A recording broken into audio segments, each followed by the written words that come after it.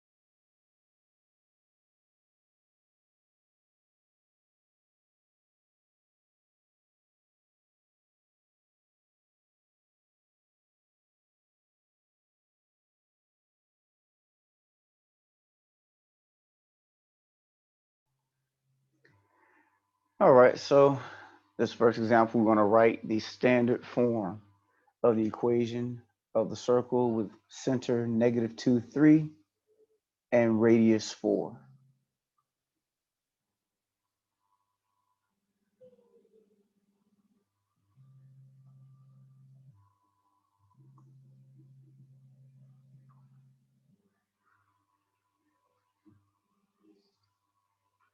All right.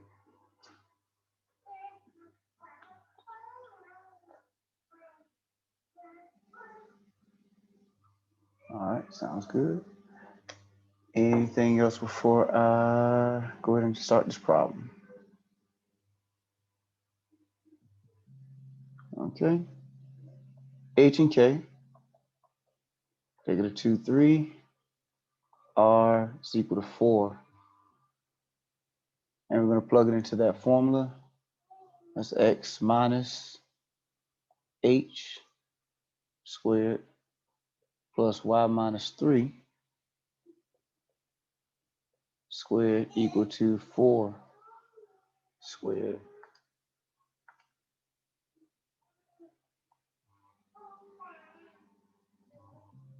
So it's x plus 2, y minus 3, that's 16. And I left out a square. But that's all they ask for you to do in this problem.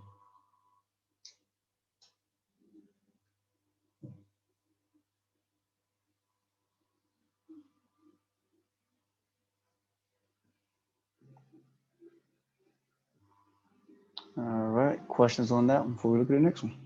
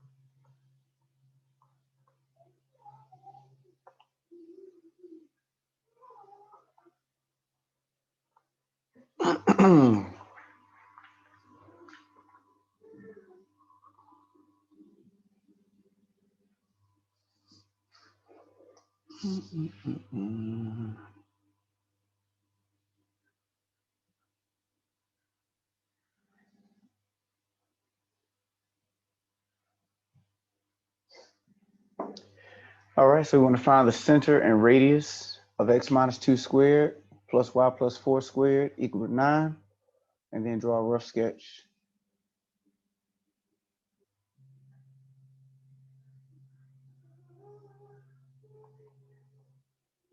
So our center is going to be 2, -4. So be careful here. In our formula, if you go back to our formula, we have minus signs here that have nothing to do with the coordinates of our center. So when I plug them in, if I do not have a minus sign there, then that means I must have plugged in a negative value. So I plug in 2. That's why my negative sign is still there. Minus sign is still there in my x parentheses, but in my y parentheses, I have a plus 4. That means I need to have substituted in a -4 in order to turn that minus sign into a plus 4. So whatever you see, it should be the opposite when you try to take out the coordinates of your center. All right. And then your radius is going to be square root of 9, which is 3. So whatever this is over here is the square root of that. Remember, that's r squared.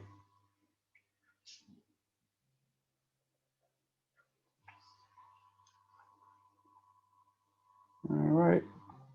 Questions on extracting the center and the radius out of the equation?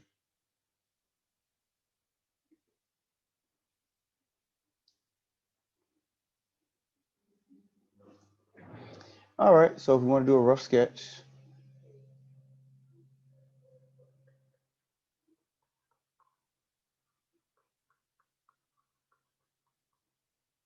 So I'll go to the right 2, down 4 for my center.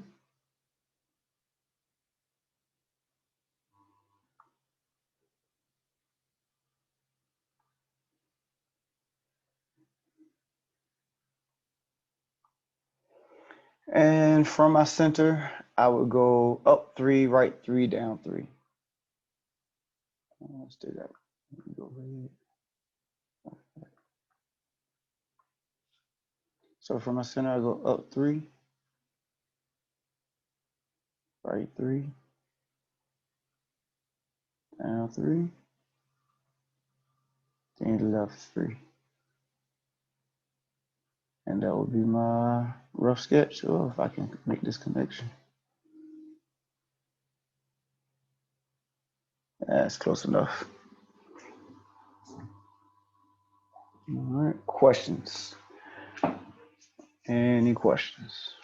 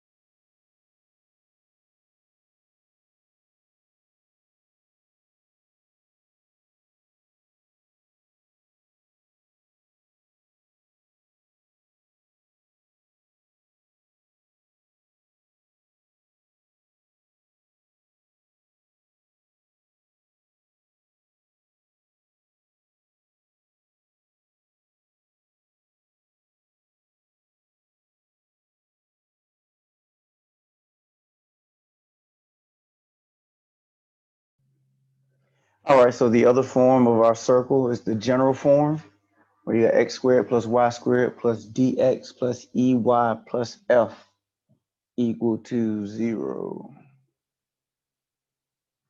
Of course, d, e, and f are just real numbers, can represent any real number. And this form is your standard form expanded out. So if you were to take your x minus h squared and your y minus k squared and expand them out, multiply them, do your binomial distribution, and then simplify, combine all your like terms, and this shouldn't be e to the x, this should be a y right here. Sorry about that, not e to the x, ex. That should be ey, so dx and then ey. But once you simplify all of your terms, your general form will be what you would get. So what they challenge you with in the next exercise is to write in standard form.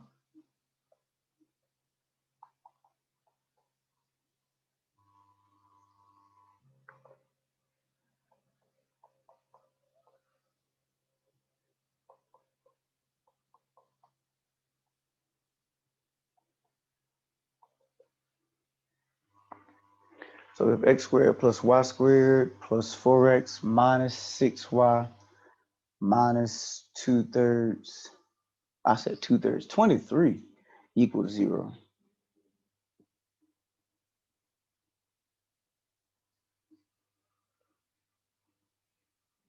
Also, let's give the center and radius.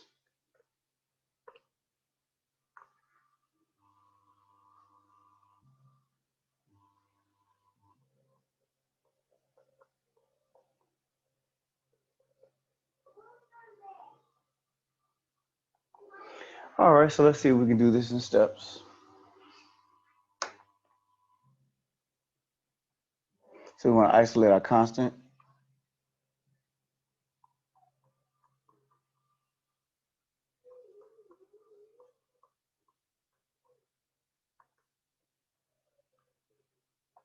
So add 23 to both sides.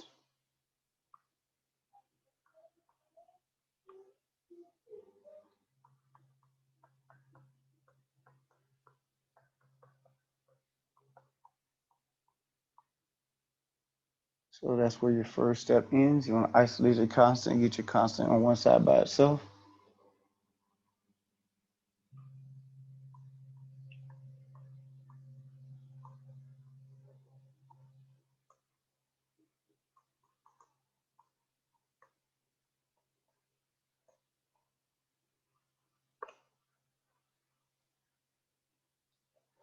All right, so then we're going to group together like variables. Notice I didn't say like terms. We do not have any like terms, but like variables.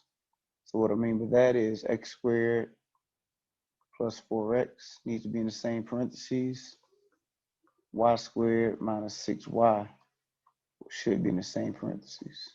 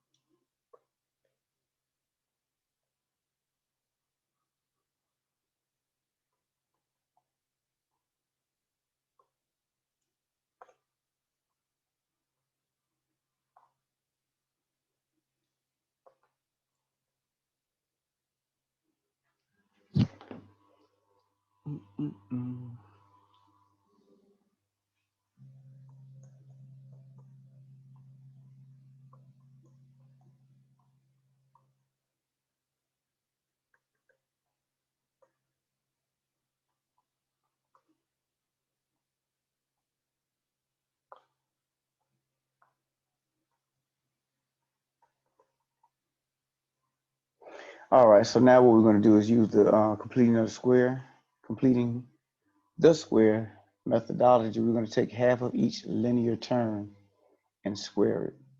So we're going to take half of 4 and square it. Then we're going to take half of negative 6 and square it.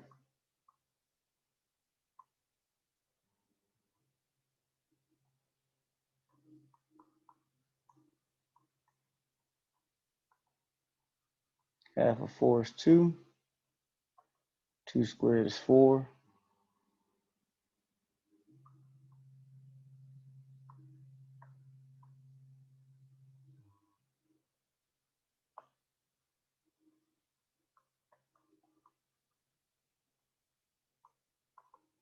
Half of negative 6 is 3.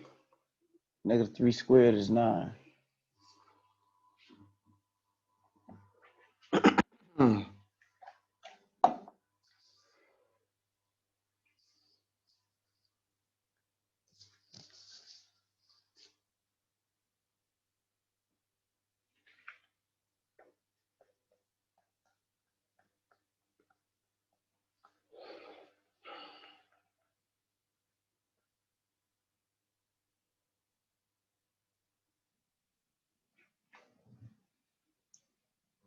All right.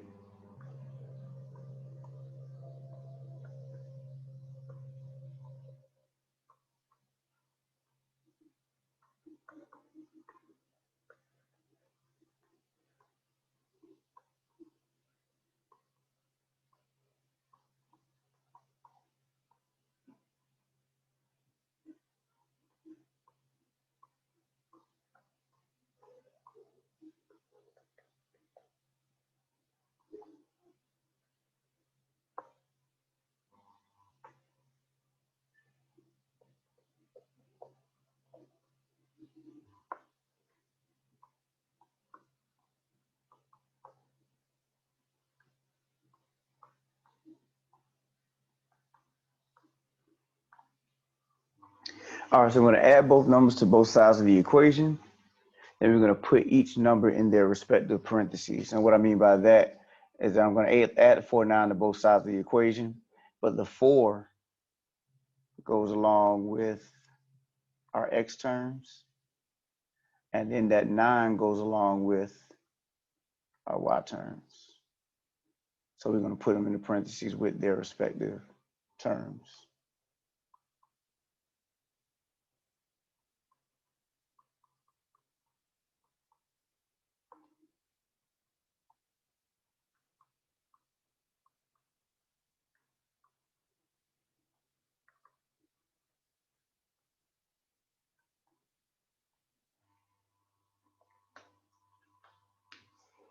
So you see that we added 4 and 9 to both sides of our equation.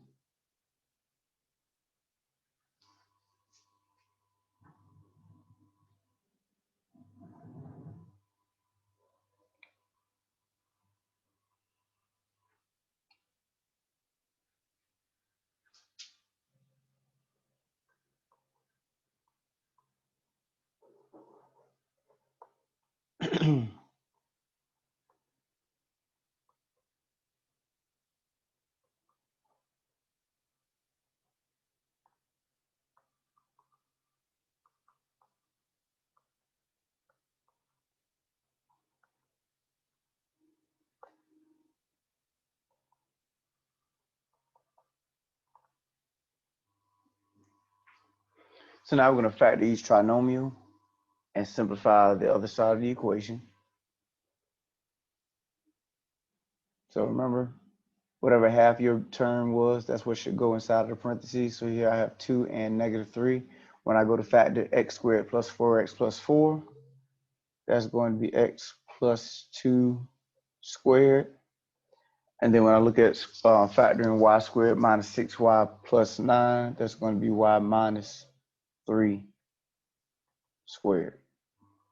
Remember, whatever half your term was will always be how you factor that out. That's how perfect square trinomials work. Then 23 plus 4 plus 9 is 36.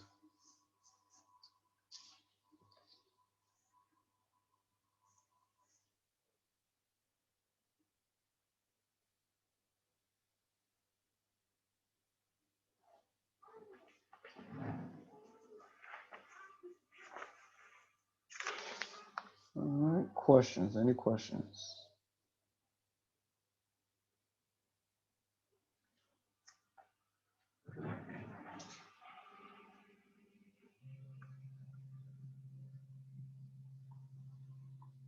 So now we can pull out our center. Our center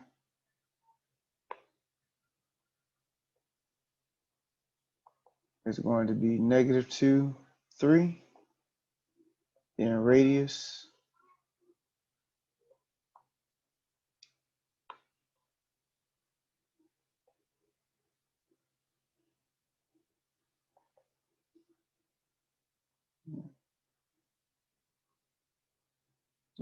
let's write that better.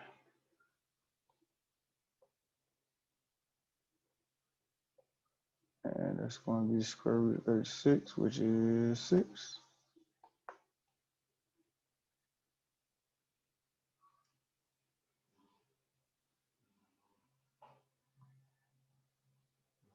So it's going to be very similar to the review. Yep, all of your tests should be similar to your reviews. Yep. That's why it's always good to, even if you're not going to do the test reviews, to at least take a look at them. And they help streamline your thought processes going to the test. Yep, no problem, no problem.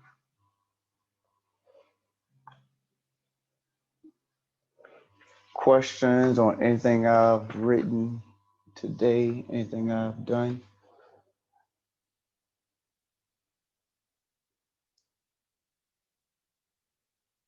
Anyone want to see a certain type of problem done again when it comes to circles?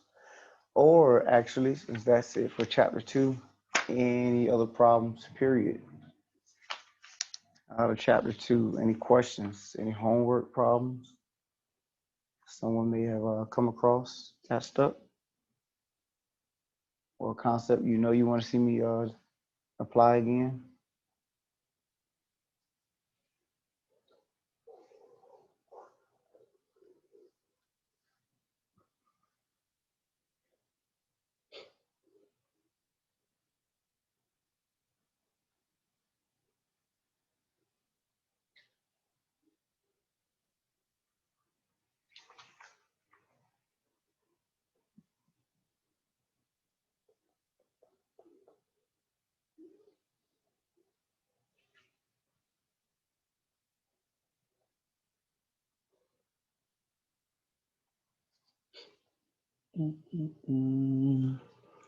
Trying to see if I can find a good one. Oh, see chat.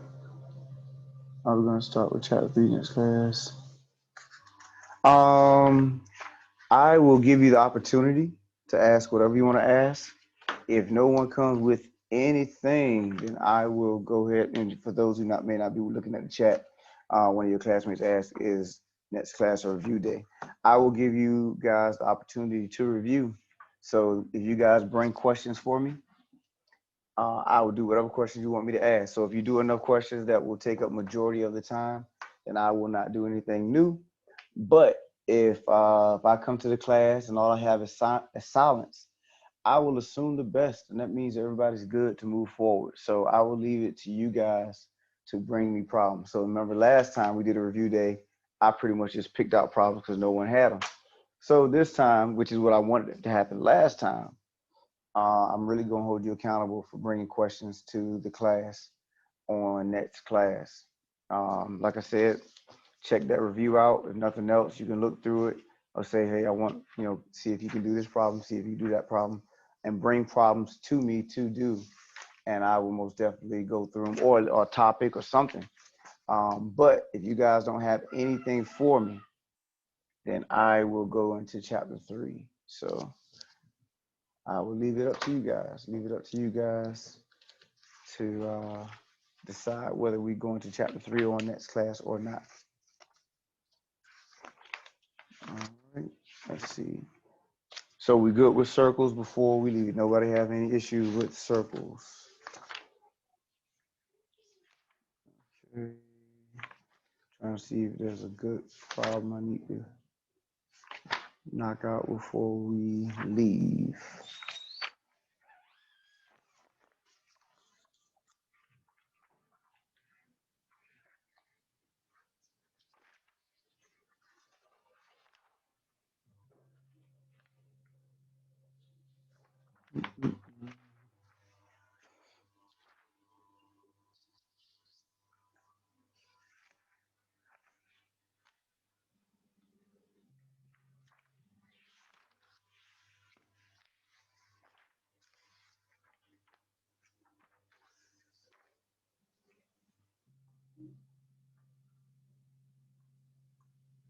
This is out of 2-3.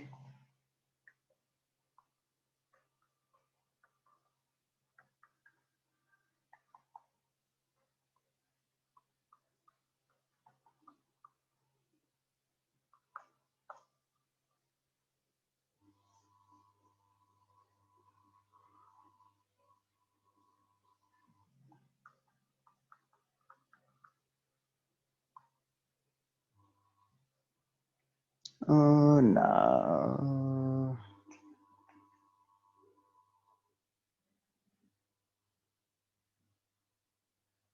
Let's do this. Let's go 2, 2, 4, and with.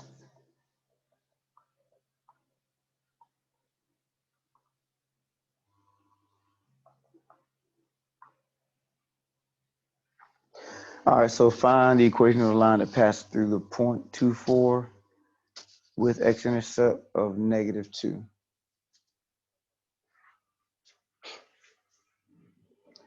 All right, so don't forget, before we can use the formulas to find the equation of the line, we need a slope.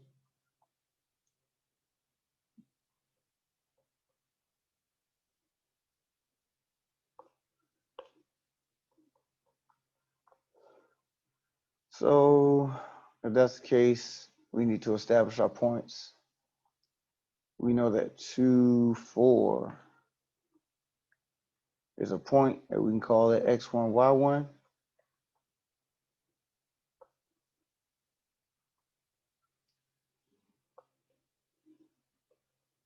All right.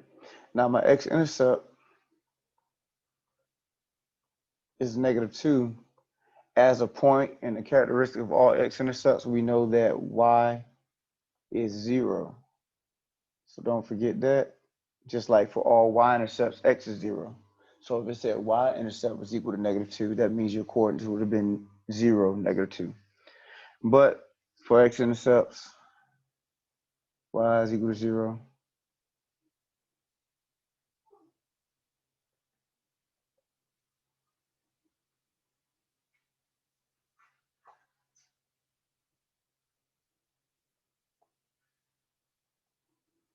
All right. So we have our 2 points, and I can call that x2, y2. My slope formula, y2 minus y1 over x2 minus x1. So y2 is 0, y1 is 4, x2 is -2, and x1 is +2.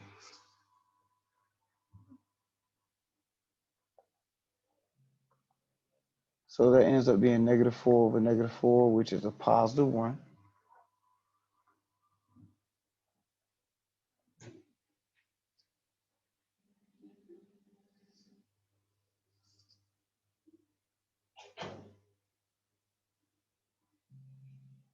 All right. So now we can use our slope-intercept formula,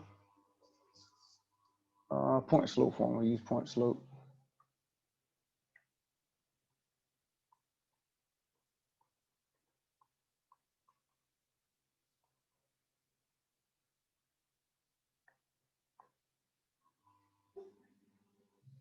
That is y minus y1 equal to m times x minus x1.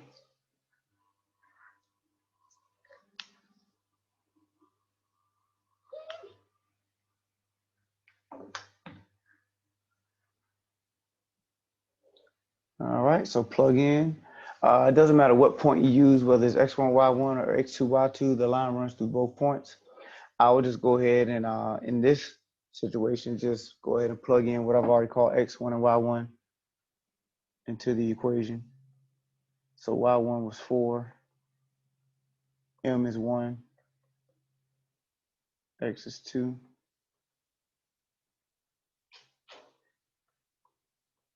So it's y minus 4. And you know, if this was something other than 1, you would distribute. Well, 1 times anything is itself, so the 1 was not a problem. So that's y minus 4 equal to x minus 2. Add 4 to both sides. Y is equal to x plus 2.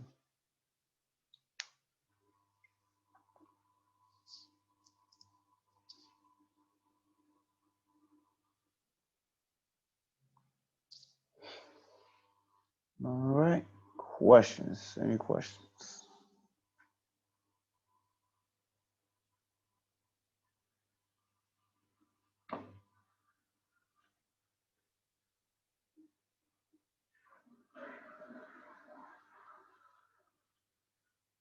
All right. Let's see.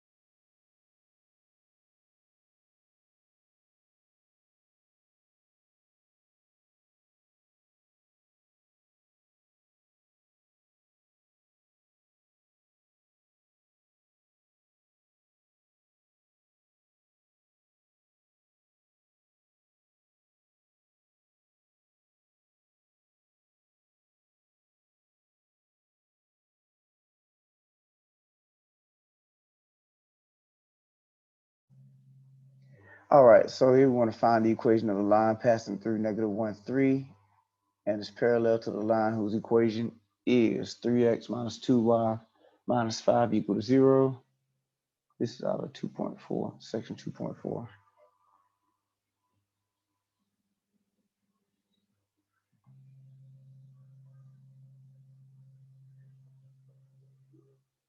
So once again, they didn't give us a slope, so we need a slope. What we can do is solve the given equation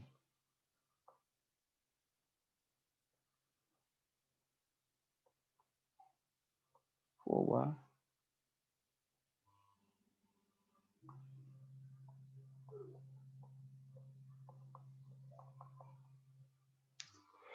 So we're going to solve the given equation for y. I want to get y by itself. So we can subtract 3x and add 5 to both sides. 3x and the 5 will cancel on the left.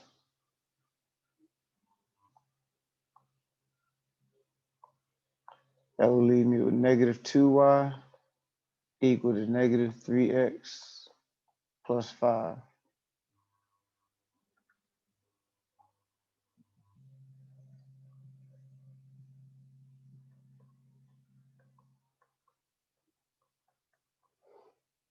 All right, now divide by negative 2.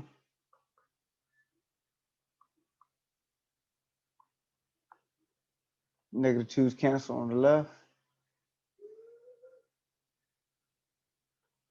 And don't forget that negative 2 in the denominator on the right has to go to each term in the numerator.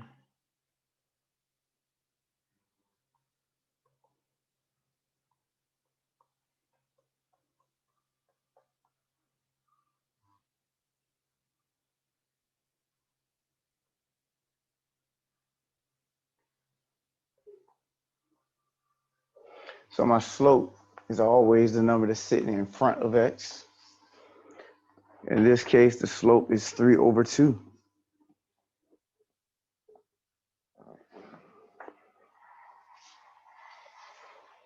All right, any questions on that slope before we go any further? Was that question in chat?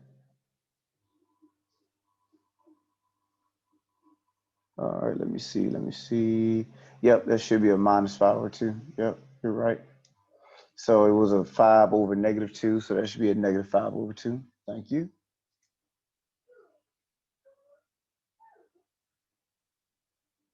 All right, any questions before we move forward? So a line that's parallel to this line, do it like this. There are two options here. We talked about parallel and perpendicular.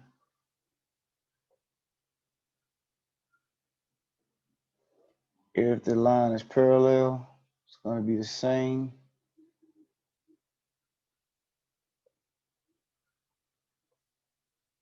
And I'm just covering both options because, so that when you do it on your own, you have them at your disposal.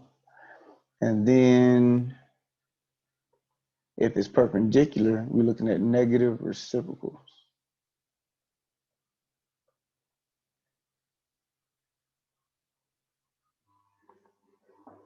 So you will flip the fraction and use the opposite sign.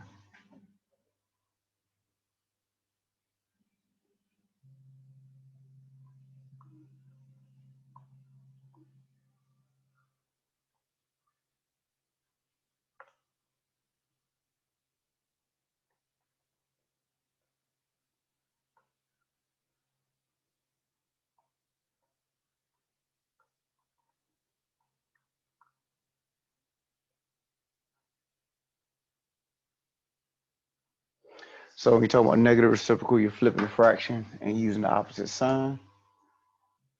So if your lines are perpendicular, that's what you would be doing for your slope. Now we want it parallel.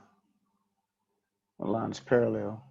So we're going to use the same slope, but I was just giving you both of them. So that if you had a problem that's they're perpendicular, you know what slope you would use. So now we use our point slope formula. Y minus y1 equal to m times x minus x1.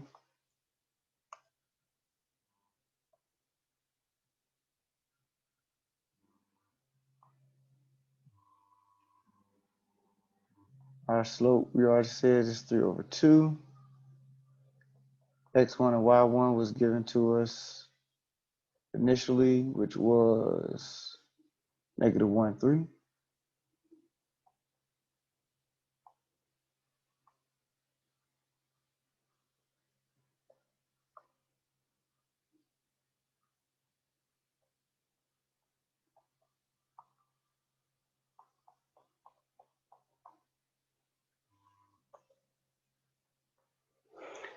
All right, plug your values into the formula. We have y minus y1 equal to m times x minus x1.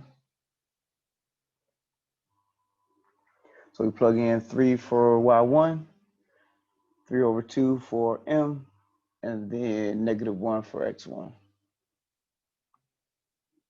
Negative over negative turns negative times, and negative turns positive over here. And I want to distribute at 3/2. So it's y minus 3 equal to 3/2 x plus 3/2, or 3 over 2. Then I want to add 3 to both sides.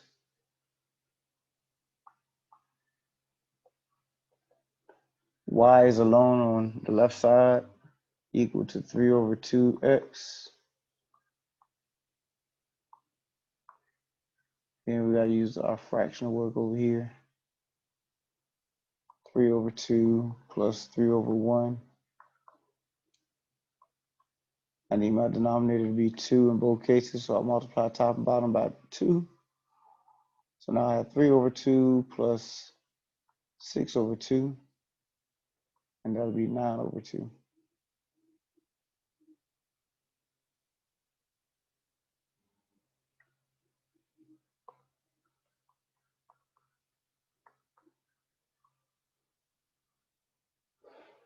So y is equal to 3 over 2x plus 9 over 2.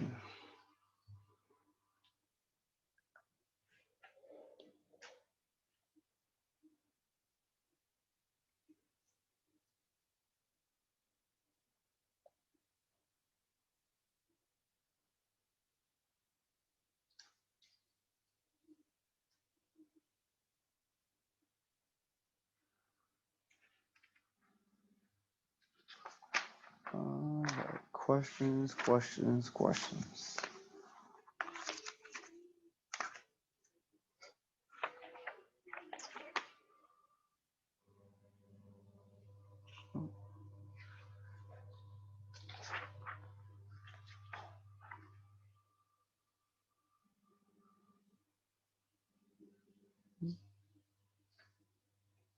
All right.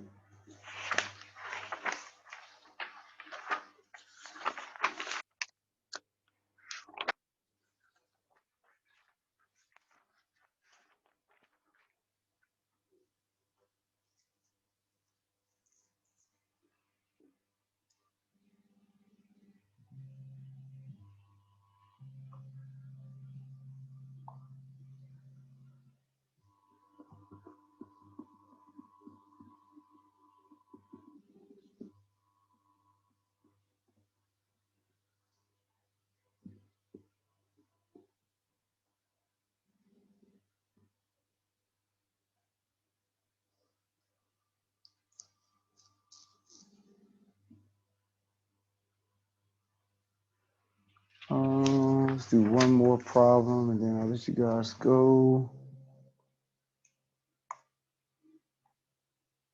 Come out to 7.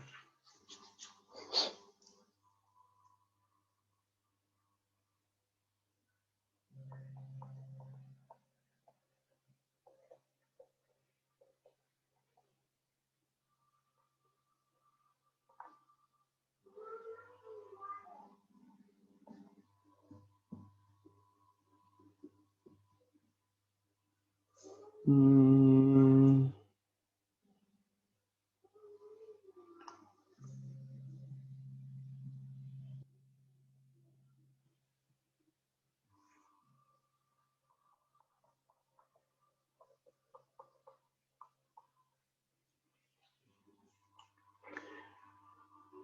it's already been established that this function is 1-to-1.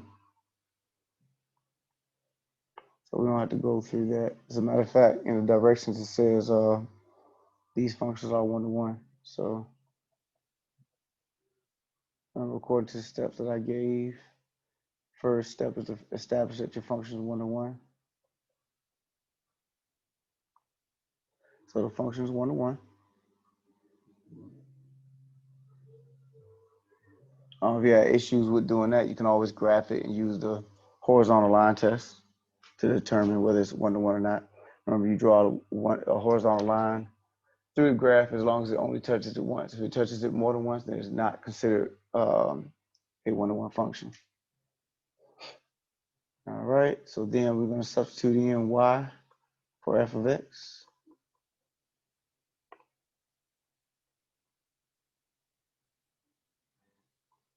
Third step, interchange x and y.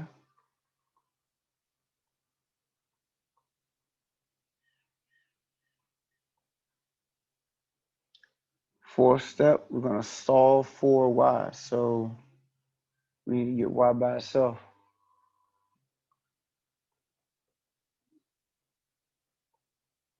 So we need access to y. Right now we do not have it, so we need to take the cube root.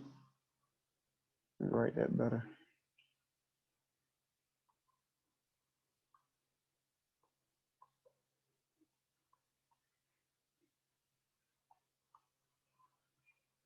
I'm going to take the cube root of both sides, so this cube and cube root will cancel.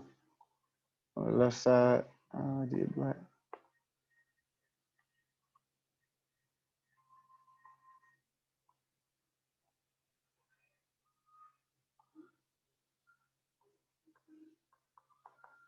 Leave me with y plus 2. And subtract 2 from both sides.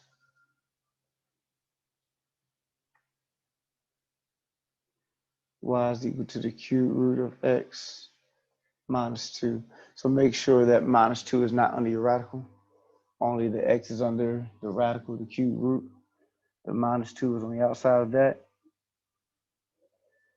And then for the final step, use proper notation. So instead of y, that's going to be f inverse of x equal to the cube root of x minus 2.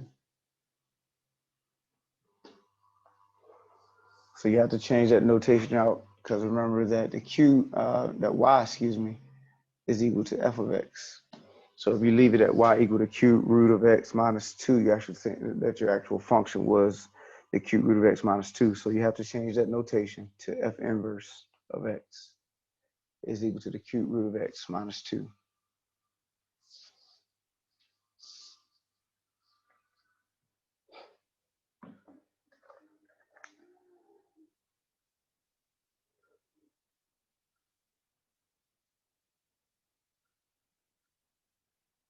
All right, any questions?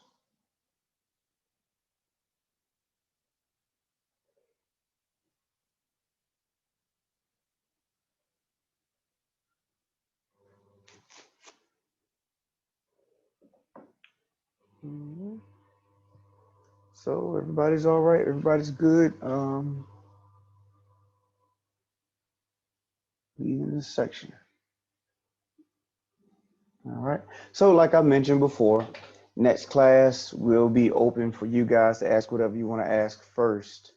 I'll leave that floor open. If you do not bring questions, then I will go ahead and move on. But if you take up most of your class time, then I necessarily don't have to. I can pause right there. So it will be dependent upon you guys and what you bring to the table come Wednesday. All right. Questions, concerns, comments before we close out today?